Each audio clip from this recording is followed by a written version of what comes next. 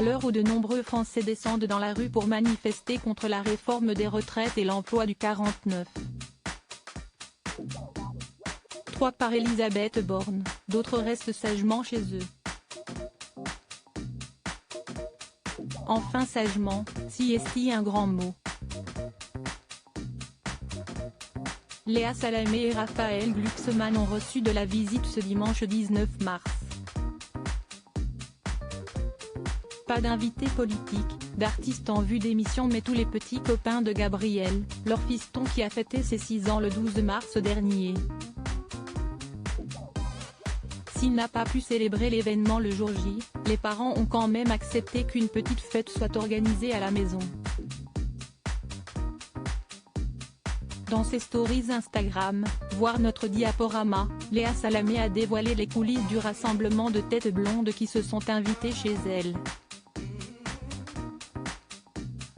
Une chose est sûre, Gabriel est très bien entouré à voir le nombre de paires de chaussures d'enfants qui stagnaient dans l'entrée de l'appartement familial.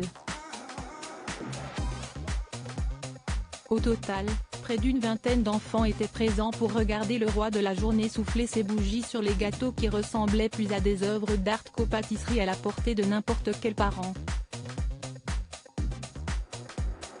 Le premier gâteau, semblable à un macaron sur le principe, avait la forme d'une raquette de tennis accompagnée de sa balle jaune. Le second, rond, représentait une plage de sable blanc et ses palmiers en 3D qui ne donnaient qu'une envie, s'y faufiler pour s'évader le temps de quelques vacances. On ne saura pas si Gabriel a été gâté en termes de cadeaux, on ne doute pas, mais ce dont on est certain, c'est que la journée s'est terminée sur les rotules pour tout le monde. Oui, même pour le ballon en forme de dinosaure retrouvé en position latérale de sécurité après le passage de la tornade d'enfants. Je craignais de ne pas être capable avec une telle fête organisée. Léa Salamé est une maman du tonnerre. Il y a encore quelques années, elle était pourtant persuadée qu'être mère n'était pas fait pour elle.